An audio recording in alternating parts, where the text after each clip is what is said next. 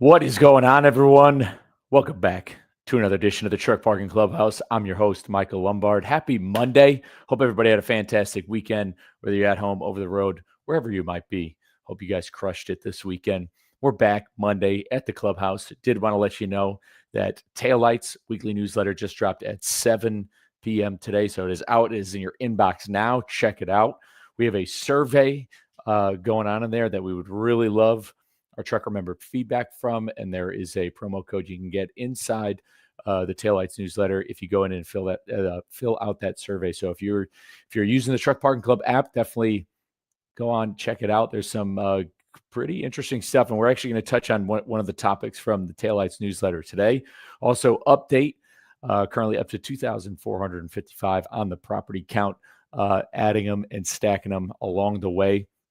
But other than that, this week, we've got longtime friend, great partner to the mission, to the brand, Truck Parking Club.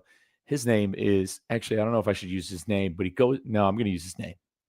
His name is Chris Thomas, aka the Indie Trucker. What's happening, brother? What's going on, man? Good to see you there. Dude, it's good to see you. It is good to finally have you on the Clubhouse. I don't know why we haven't done this sooner, but you have been busy, and we're going to go into some of the great stuff because we're going to hear a little bit of Chris Thomas' story. But where are you tuning in from? I'm at one of the pilot franchises in Withville, Virginia. We were just discussing if it was Wythe or Withleville, So yeah, this is a typical stop for me on Monday night. I'm pretty routine these days. So I always stop in here so I can get a shower and stuff before I finish up my first half of the week trip. Oh, that's awesome, man. So yeah, actually, if you're tuning in live, let us know in the comments if it's right off 81. It's a town in which I believe is still the Shenandoah Valley. If it's Wytheville or Withville or Withyville or Wythyville, it's got to be one of those three pronunciations. If you're a Virginian tuning in, let us know how to pronounce it. But dude, so I mean, the Chris Thomas story, man. Let's hear it. What got you into trucking? So for those who don't know me, I've been trucking for 20 years. This is 20 years this month actually.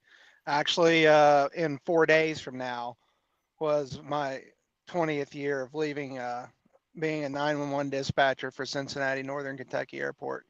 It was August the 8th was my last day in 2004, and by the end of August 2004, I was a Schneider with my ex-wife as becoming team drivers in Green Bay, Wisconsin. So it was 20 years ago, or 2005. I'm sorry, it was 2005. So it was 20 years ago this month. Got into trucking. Um, Teamed for about 5 years. Was a Schneider Interstate distributor for a while. Then ultimately FedEx Custom Critical as lease operators for several years, and then I bought my own truck in '09 and bounced around with FedEx and Rush and came to Autumn Transport early 2010. And I've basically essentially been here since 2010, minus a couple of months pulling RGN in 2013. And, I'm a single truck owner operator leased to a company, the semantics get, kind of tossed around on X that what my position really is. But, for that matter of fact, I'm an S Corp. I'm a certified Kentucky corporation. So I'm a business. And that's what I do. I just got here and I haul pneumatic freight. I've done that mostly over the road.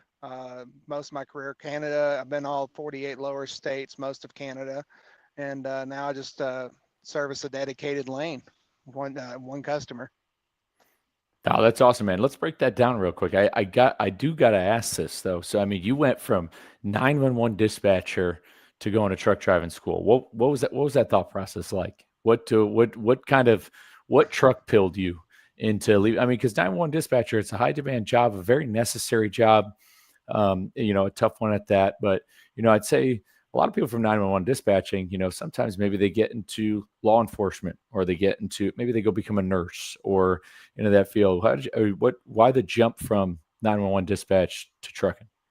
Yeah, I mean, essentially for me, it was my ex-wife came home with a brochure from a job fair. She was having a hard time at the time finding a career that she could settle on, and she came up with trucking. I'd never thought about trucking before. And at first I was like, ah, it's crazy because just like you said, I was pretty much either going to stay into the dispatch field, which going up the ladder, maybe being a supervisor or something like that, or I was an EMT and a firefighter as well at the time. So the possibility of becoming a firefighter professionally was on the radar too at the time. And she come home with that, and it was Schneider, and I'd never really thought about being a trucker, to be honest with you. And I like to travel. So, at the time it was pretty competitive pay. You went there and you worked for a year and you got your school paid for, and went there and didn't look back. We stayed at Schneider about 13 months, got the excellent service badge, and I wasn't quite patient yet. So, the first time that they kind of ticked me off, I jumped ship. Um, and that's kind of how I got in the trucking, and it's just I think for me carrying the service, the importance of service from the emergency services field over into trucking's really served me well. It's training that has adapted well to trucking. Oh, that's awesome. I mean, kind of going along, this is 2005. So it's 6, 7, 8, 9, 4 years later, you decide to get your own truck. I mean, you got your truck you know, I'd say you entered the industry at a great time. And then, you decide to get your first truck kind of in some of the industry's tougher times. Yeah, I think it's kind of what a lot of probably company drivers find themselves doing right now, right? There's a lot of drivers are looking for a better opportunity because they want to make more money. And once you know that you can make more money, you're not going to be settled around sitting around one place. So this is a great time to buy a truck. I'm not really sure it's a great time to be starting out saddled in debt, but if you're in a good cash position, you can go out and buy a truck right now. It's not a horrible time to buy a truck right now. It's just that it might be, another 18 months, or it could be the end of this year, it could be the end of next year before we see a real big turnaround in the industry. It's pretty much this is pretty much what the feast or famine. We're in the famine part of that. In the famine part of that cycle, which in your terms, people are getting eaten. Yeah, yeah. I mean, that's kind of the old trucker adage. Is it's trucking's always been feast or famine, and it's a cyclical market just like anything else. So we're in a down market. It's a very long down market. It's definitely longer than the first down market I experienced, I will say. I'm weathering this pretty good because I'm an established owner operator and I kind of have, control on my numbers and pretty good idea of what to do. But I mean, the first time around, I had no idea what I was doing. And that's what a lot of people, they'll find themselves in. So I always talk to people and try to tell them, I don't give them the sugar coated version of what trucking is or isn't. Like I try to tell them straight up, I'm like, you might make it and you might wish that you'd never bought a truck. You just never know. Yeah, no, absolutely, 100%. Which I actually want to get into that. If somebody was approaching you now, entering the industry, whether like say somebody said, "I want to get my CDL and get into trucking," and you can't tell them not to get into it. If somebody's entering the industry now, what's like the one piece of advice you'd give somebody who's looking to get into trucking?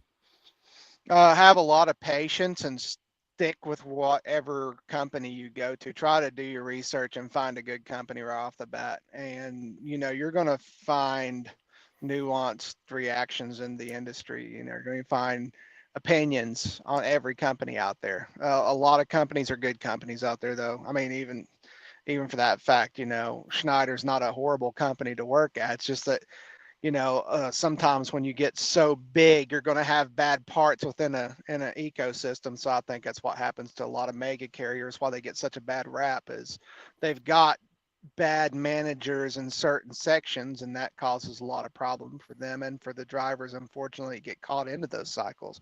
So patience is it.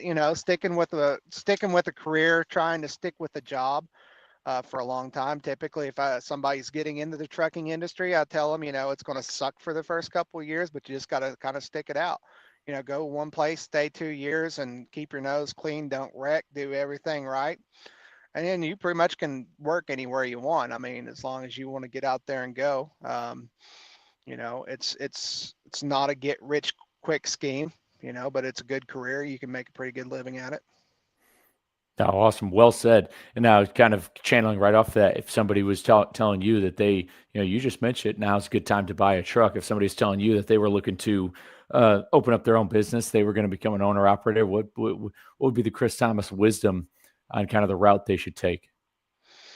Yeah. So right now, I mean, it's it's really depends on are they ready to fail, because there's it's high probability of it these days, right? So, you want your experience in the industry, and you need to know what your tolerance for pain. A lot of times, I tell people, I'm like, if you can afford to pay yourself less than you're making at a company driver for the first year until you learn the ropes and really stack that cash back, I mean, it's not a horrible time to get in and do it that way.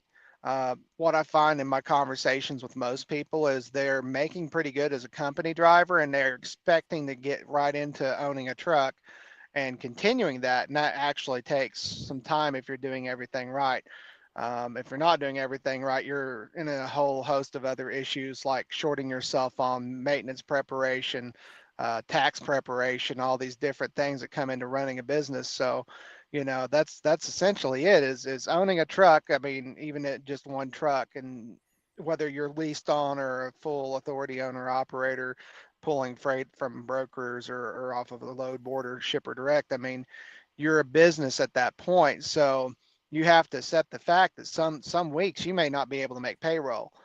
So you might not be able to pay yourself to keep the business afloat. And when you explain that to people, I don't know if they get it, but if you've never run a business, it's a really funny feeling when you've worked your butt off, like 4,000 hours for the year, and you get the end of the year and you look at your you get to look at your profit loss settlement and you only made $12,000.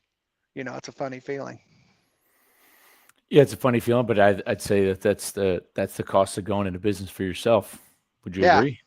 Yeah, absolutely. It is the cost, and that's the thing. There is a cost associated to it. So if you don't have the cash straight up, you're making up with time, right? You're putting time in there, and you're putting time in there basically at a lot lower rate, so you can reap the benefit later on. And sometimes, and sometimes you get really lucky, and you hit everything just right. But with trucking, I mean, there's just a million things that can come at you every day. No 2 days in trucking are alike a lot of times. 100%. And so, speaking of time and saving time and a little bit of money, when was the first time you had heard about Truck Parking Club? So the first time I heard about Truck Parking Club, I believe, was um, Freight Waves had done one of these owner operator, small independent owner operator summits. It was a completely online thing, and they were showing these different services that had just come out, and Truck Parking Club was one of them. And I believe at the time they only had like 2 or 4 listings, but one of them was a McDonald's that I parked at often, just in Louisville, there on the south side of Louisville, not too far from our transload facility. And at first I was like, oh man, I got to pay to park there that hole. But it was kind of an idea that grew on me, because at the time it was just getting ridiculous during COVID about finding parking. And if you weren't parked by 5 o'clock, a lot of times you were not going to find parking. So I like the idea of being able to plan my trips better. And that's really what it comes down to, is being able to maximize your day and getting further ahead and planning ahead, and seeing what's available. So I met Evan and Hunter and Adam at the Future of Freight, which we attended back there in 2023 in Chattanooga. And I kind of told him at first, I was like, hey, at first your idea is like, man, come on, more paid parking. But then I was like, I really see the need for it, because truck parking has been an issue since I've been in the industry, and especially when you get into certain corridors in our country, the Northeast, the Dallas Fort Worth Metroplex, Florida. You get into some of these areas, and there's just no parking. Like, you have to plan on parking 6, 7 hours out, getting in and getting back out. Now, once upon a time, we all run on paper logs, and you could grease that and get to wherever you needed to park safely, right? And with ELD, that really just made the problem even worse. And really, Truck Parking Club was the first real solution that come along that had a good idea that made it possible to actually get on there and find something that works in a fast way that didn't cost a lot of capital. I mean, it's great that they're building more parking like in Ohio. I've seen they're building more. Indiana's currently building some big parking lots, and we need more of that. We honestly need all the parking. I mean, because, you know, in an industry where you're time kept or time restricted, I mean, if you can get 30 minutes more 5 days a week, it makes a big world of difference on what you can do and your productivity.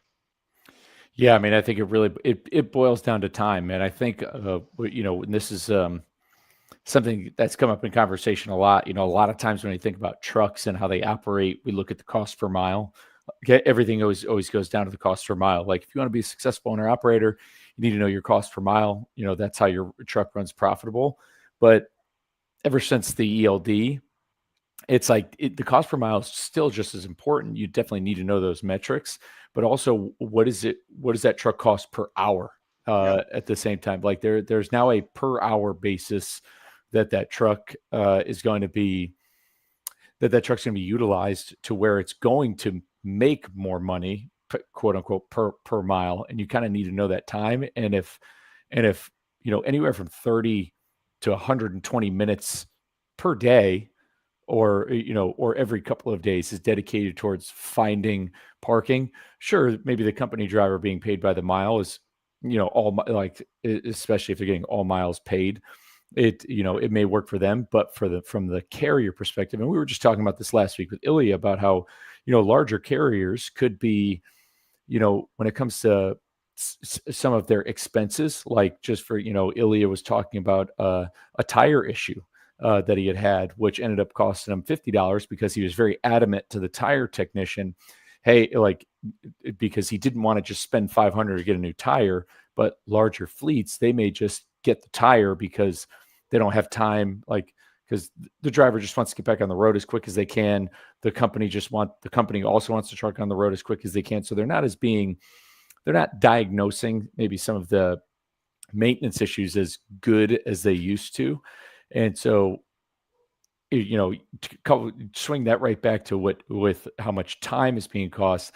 The carrier, if their truck is being utilized to just find a place to park, is going to lose money in the long run, as opposed to already having it set up. Yeah. And, planning is probably one of the more important driver skills that you can have out here. So to me, just anything that's going to help you plan better, and that's going to just, it's going to, planning ahead is just something that I try to stress to new drivers. I'm like, you just always got to have a plan A and a plan B and a plan C, right? And having Truck Parking Club on the app along with everything else, I mean, you don't have a reason at this point, as far as I'm concerned, to be parking on the shoulder of an exit ramp or an entrance ramp other than poor planning. And I see plenty of that. I see plenty of laziness where people just pull in and wherever they can park a truck. And if it's dangerous or not, they're tired. They just want to sleep. And, I get being tired, but at this point, between all the services we have, Truck Parking Club, we're getting to a point where, there's quite a bit of service and we need more parking spots still yet. But that's what I would rather do. And that's what I would stress an owner, and especially to owner and my drivers is making sure that they get that truck safely parked. So you just reduce all kind of risks to your company and risk to yourself. You got any specific properties that actually come to mind that either helped you in a bind or just one that you like specifically enjoyed staying at? This is something I always want to pull apart a little bit more. Yeah. So, you know, for me, it was a bummer. Grayson, Kentucky they had a rather large lot there, and Love's bought that to do an expansion. And I haven't got a haven't got a lot near the house yet to put the equipment out. It was always nice to be, but that's one big thing for me is like, I pull $110,000 trailer, just the cost of the trailer minus the freight, and you know when you're dropping that for an extended period of time, it's nice to have the idea of having it somewhere safe and secure. versus leaving it in a truck stop or something like that. So for me, that's the big draw for me, is making sure my equipment's secure and safe. Um, and it's still a thing right now where, I haven't had to use them yet, but I've had several scoped out where if I need to drop a trailer per se and get into a shop or something while I'm out here on the road, that I've got those options, because a lot of these shops anymore, they don't have trailer parking because they have too many trucks sitting in them. So just little things like that's what I look at. With my dedicated lane, I pretty much am dialed in. I sleep at the customer 2 times a week, and then the other 2 nights a week, honestly, I'm usually at a truck stop between either here in Withville or an old truck stop there outside of Cincinnati if I run that way, or there on 70 somewhere at a truck stop. So that's usually been my MO here recently. But when I was still running over the road, anytime I run into a congested area, I was always planning ahead and staying. And it allowed me to run a little bit later into the evening, 9, 10, 11 o'clock versus having to stop at 7 or even earlier.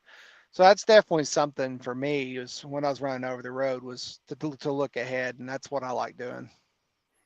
No, good. That's awesome, man. That's good to hear. But kind of going into it, we breezed about it when we open up the clubhouse.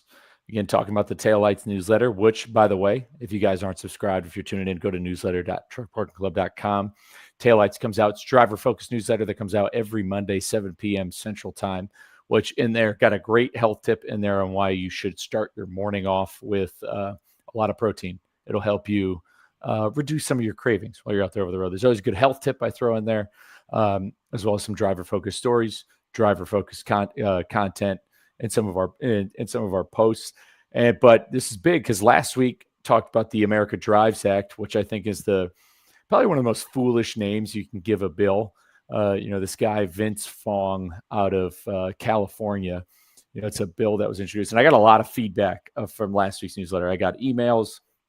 I got I got direct text messages responding about this bill, which this bill essentially is going to streamline and supersede states with being able to roll out robot trucks, across the country, which is pretty egregious. And then, not a week later, Aurora Innovations, is they decided to quote go hammer down, and I mean they're rolling, they got trucks, they got robot trucks now driving at night on I-45 and, I-45 in Texas between Dallas and Houston, very, very heavily trafficked freight corridor. Number one, what's up, Edmund Palmore? He's giving us a quick holler here. I want to say what's up to my man tuning in. Appreciate you. But what are your thoughts? What are your thoughts on the robot trucks driving at night? What have you got for what do you got on this, Chris? So we're in a really interesting time in human history where artificial intelligence is coming along at a pace that I don't even think the people who are developing AI really quite understand at how fast everything's changing.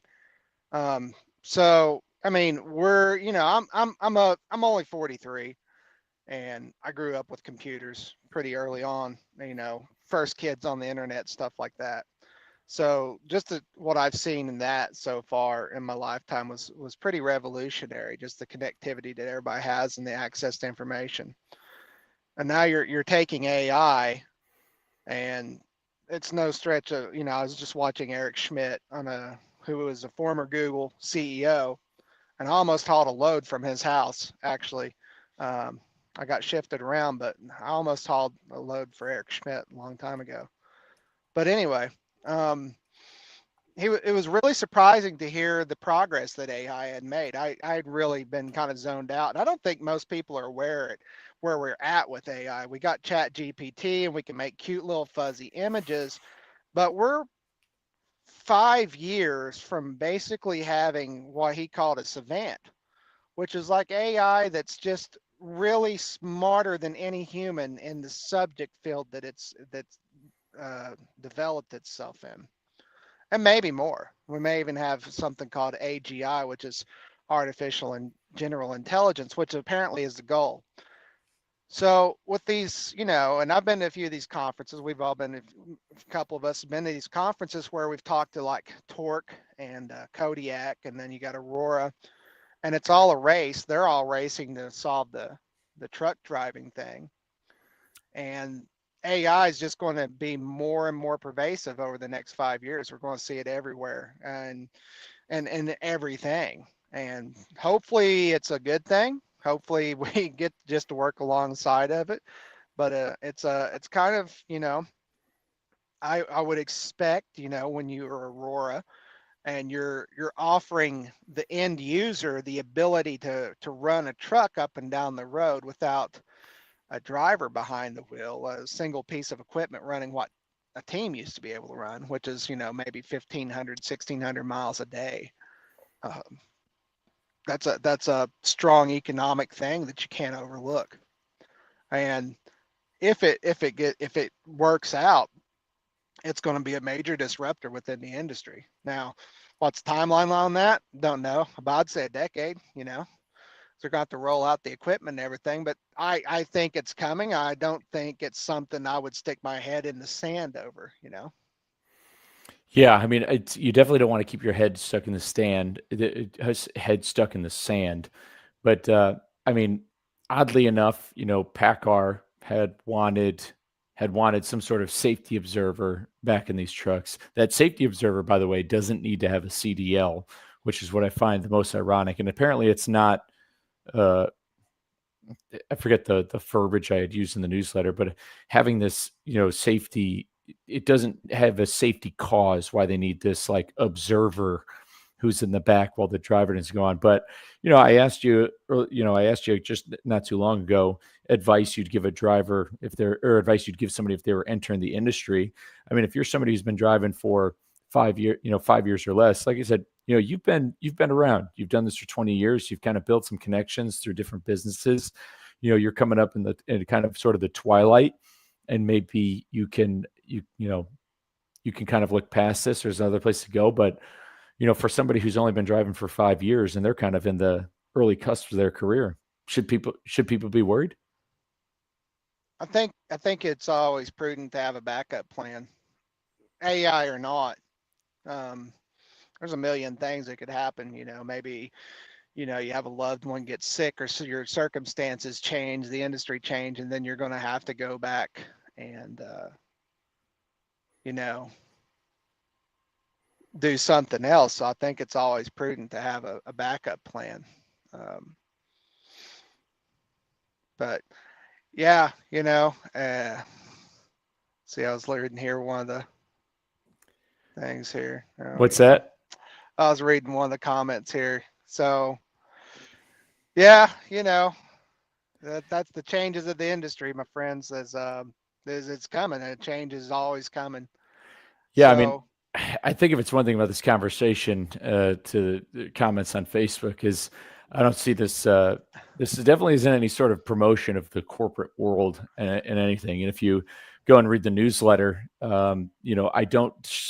I'm not promoting this idea of these robot trucks driving at night, mainly on the sole fact that I think, again, as I said, people shouldn't have their head on the sand on this issue. However, I think when it comes to this technology, this is just me speaking personally, I think the public's input is should be required because everybody shares the road, and I don't think that I don't think that corporate oligarchs and just and investors and people at the highest level should be the ones giving thumbs up to giving the thumbs up to these robot trucks kind of going up and down the roads without the general public having a say on it, which is why I think the America Drives Act, again, to have federal legislation kind of supersede every single state and what states wants and what they want to do, doesn't make any sense. I think that the general public, and this is channeling, stuff, kind of, industry experts on this, I don't think you can just let this stuff roll out carte blanche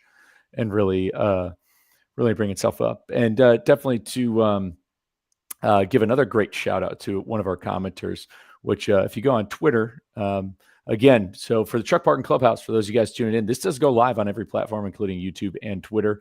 And I'd say most of our viewers come in from the homies on Twitter. But I appreciate you, Nick, for tuning into the live stream. Apparently, listening to the Truck Parking Clubhouse is a great way for you to spend your Monday night. And I'm glad you are spending your time with us, Truck Parking Club, instead of doing anything else out there and enjoying your life. So I appreciate you jumping in and tuning into the live. It means a lot. I'm glad that we can entertain you and that you decided to spend time with us and not do anything else. Maybe things that you like. It's funny. It's funny how people will spend a large majority of their time on things that they claim to not like, and then give us the free engagement. So I appreciate it. Had to tease that out there for a little bit. Yeah. So no, and it's just out of my control. I think it's out of most of our control. Like I don't think we have a great big say. Like I think you should. I think you should be talking to your congressman people right now and saying concern, what the heck's everybody going to do? I mean, if you're out there talking about, potentially replacing jobs, and we've all heard the same, or at least I have. I've heard the same spill, like oh well, we need truck drivers for a long time. AI is just going to help you and stuff, and that's what I would love to see. I would love to see that that's going to be the case. But being a business owner, like I said, I mean, when you're talking those kind of propositions and those kind of numbers, there's a lot of potential there, and that's the big thing though. It's just like, and that's just the way I think about everything, is just having a plan for whatever it is that you're doing, and realizing that you might need to change quicker than you planned on. Yeah. Now, I mean, okay. So, say you needed a backup plan. What would a backup plan you'd be having be? Um, so I'm pretty good at fixing about anything, so that's my backup plan.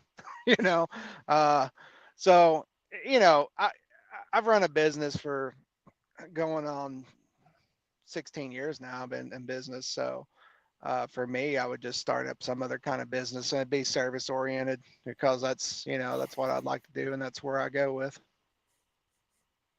Sweet. So, what I was just talking about this earlier with somebody. I mean, here you are. You're 20 years in the industry. What's the next 5 years looking like for you? You did just get a new truck, which, by the way, don't leave that out. What are you riding in right now? Riding in a 2023 Mac Anthem. This is a Hellbent Express truck. Friends with Jamie, and I got really fortunate to be able to purchase it from him. And it's been a really good truck. It's really fuel efficient. Coming up from being in an old classic for uh, 12 years, 12 and a half years, and coming into something that's 25 model years newer. It's a little daunting sometimes. I have to sit there and realize that one time I didn't know anything about that truck either. And so I have to sit there and slow down and realize that I can learn this truck too. And that's, mechanical aptitude is something that you definitely want to have, with any kind of owning any piece of equipment. You want to work on it and know as much as you can about it. Yeah, what's that transition been like going from the Freightliner Classic, something that I've seen you do a lot of. I mean, you've done a lot of work to it. You've basically made yourself, you were your own diesel mechanic for that truck. What's the maintenance been like? Are the things on the Mac Anthem you're still able to tinker with yourself? Like, you able to kind of do some quick fixes? Any difference? What about with getting parts? I know you're always talking about parts being slow with the Freightliner. Are you able to kind of navigate getting parts for this? Or, I mean, has everything been lucky maintenance wise? Yeah, so far it's been pretty smooth riding. I've laughed because I've had to think less in this truck than I had to before. So, and what I mean by that is, I with an old truck, you're just constantly fixing some other component, and that will get to that point with this truck. But mostly with this truck, as far as from an ownership perspective, I really even think with the driver perspective, I think that having a code reader in the truck and being able to reset some of the nuisance codes that pop up so that it's not bothering you, at least being able to check those codes and kind of getting an idea on what's going there, But basically, it's things got 7 grease zerks. You keep those greased. You keep an eye on the tires. You watch the lights. You get out and check the oil. These trucks are pretty impressive. The fuel efficiency is really great. Um, so to me, the trucks have come a long way. And one of the first trucks I'd leased a when I was at FedEx. I leased a 2008 Cascadia. That truck was a nightmare, and it was the first year that the DPFs come out. I was in the shop all the time, so I was really gun shy about getting back into emission systems. But after talking to a lot of fleet owners and stuff over the years that have had these trucks, I feel a little bit more comfortable with them. And so far, it's been a good experience owning this truck. Yeah. What do you think now? Have you been automatic pilled? Do you miss the shifter, or are you kind of enjoying this new sense of freedom? Um, yeah, no, I mean, um, I will always enjoy my time in that classic, but I really felt for me it was a importance to kind of get in and try something else. And a lot of it is to do with the fact that getting parts over the road was getting a little bit harder. And plus just the demanding schedule that I've got now with this lane. I'm doing 2,900 miles a week in about 5.5 days. So I don't want to be spending my weekends, wrenching all weekend on the truck. I love wrenching. We're working on a 98 GMC right now, so that's a lot of fun. And as frustrating as that is, kind of busting some of those old bolts out of things like the wheel bearings and stuff. It's a lot more fun when you're working on something for pleasure versus working on your business when you're supposed to be off as well. Yeah, there's kind of a when you're that's a saying. I have a friend who does builds like decks and does a lot of woodworking, and had thought about toying with the idea of selling services, but at what point would it stop being fun? When you start to get into that, when you start selling it, when it starts to become a job instead of a hobby, there's like this little crossroads you start to hit where you might fall out of love with the things that did make you happy, because now it's like, oh, now this is what I depend on. Yeah, and I still find myself doing, some of the minor maintenance to this, and then also putting my son on it because he's going down the track of becoming a mechanic himself, which is beneficial for me as I age, because I won't be able to crawl around on these things forever. Um, I Oh, hopefully until as long as I want to drive it, though. Anyway. there we go. No, you'll get a lot of life out of it. And speaking of, I mean, your current role, you said you were pulling pneumatics. What's the dedicated run you're on now? Let's kind of talk about the links to the chain. What are you pulling? Where's it going? Yeah. So I'm just pulling basically one ingredient for drywall mud, and it comes out of North Carolina, goes to Indiana, and um, you know, it's pretty boring work. I mean, I pull in, I get loaded up, and it takes about an hour and a half to offload. It takes about 45 minutes to get loaded. It's pretty simple work. If you don't know what a pneumatic is, it's basically an air hopper. It's a hopper that I can build air pressure up into and unload through hoses in the silos. But I've been doing that's been my main trailer type now for 15 years, and I've hauled a little bit of everything in it. Food grade, industrial grade, different kinds of stuff all over the country in that time. And I enjoy it. I enjoy Autumn Transport. It's a great company to partner with. It's a small owner operator fleet. There's about 140 owner operators there right now. I think they want to grow to 200 sometime in the next future. I'm not sure what their timeline is. They're trying to grow. It is, like I said, it's a challenging time to get into owning a truck, but if you think you can make the numbers work, that's it's not a horrible time. Truck prices are probably as cheap as they've been for a while.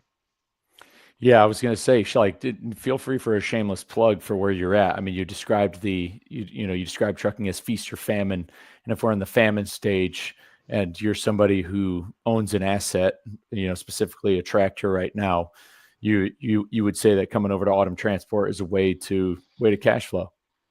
Yeah. I think if you if you have experience in some of the equipment that we haul, I think there's a good place for you.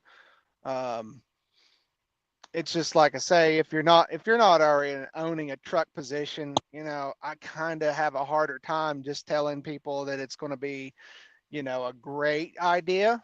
But that's why I always say, like, if you can get into it, especially if you don't have a lot of money or cash down to get into it, you're going to be cash flowing everything out of everything that you make. So you just want to be mindful of that and just kind of realize that you could have a bad week and not be paying yourself. So, if you're get into that kind of position, it's easy to fall into those traps. It's just something to be aware of.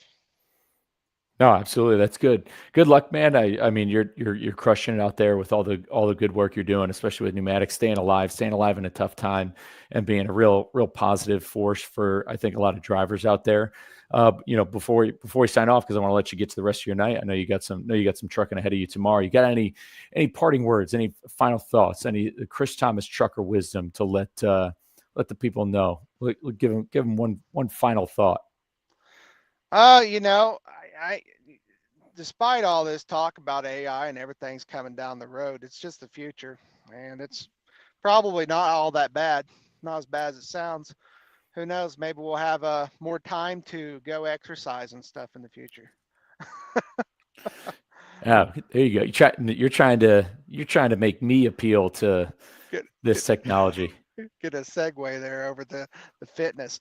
Hey, before we leave there, shout out, what about Project 61 there, because you're all doing some amazing things there. Getting some movement there, and that's the one thing. Drivers health is definitely a big issue, and I'll tell you right now, you get out, you're not going to look like Mike. I'm telling y'all, most of y'all are not going to look like Mike. But if you get out and you move every day, you eat to be a little bit healthier, get some sleep, and make some better choices, you'll feel a lot better. And that's the big important part, is just feeling better and being happy with your day.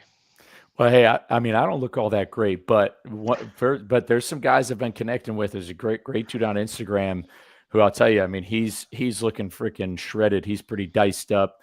We've had we had on one of our partners, Jylon, a couple weeks ago. He's a Walmart driver, and he is out there. I mean, he is dialed. He is locking in.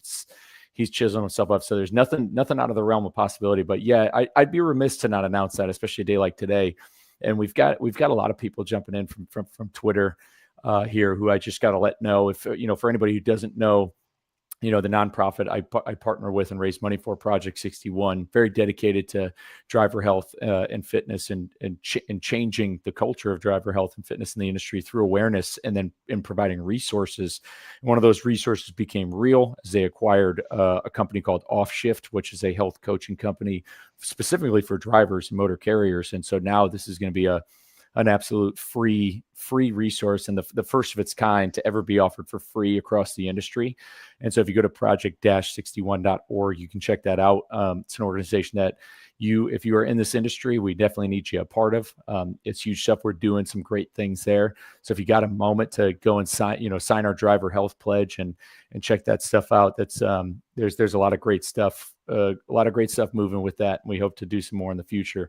Appreciate you plugging that for me, Chris. So your final thoughts: glass half full, stay positive, don't fear the technology, kind of try to embrace it, and keep trucking. Yep, things are better than they appear. Always. Things are always better than they appear. Want to appreciate all you guys for jumping into the clubhouse this Monday.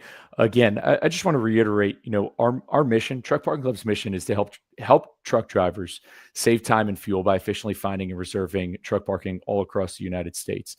And it becomes more and more true and more impactful every single day that we talk to drivers, and that's why we bring our trucker members and drivers and our partners onto the clubhouse to talk exactly about how we're doing that. And Chris Thomas is one of those people who leads by example.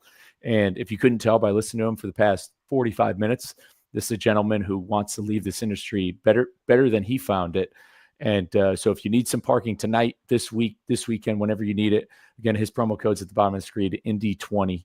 It'll get you $20 off your first booking or a one-time use booking if you need it. And again, every Monday, Taillights newsletters also got plenty of opportunities to save and help you drivers while you're out there. Just find a place to park over the road.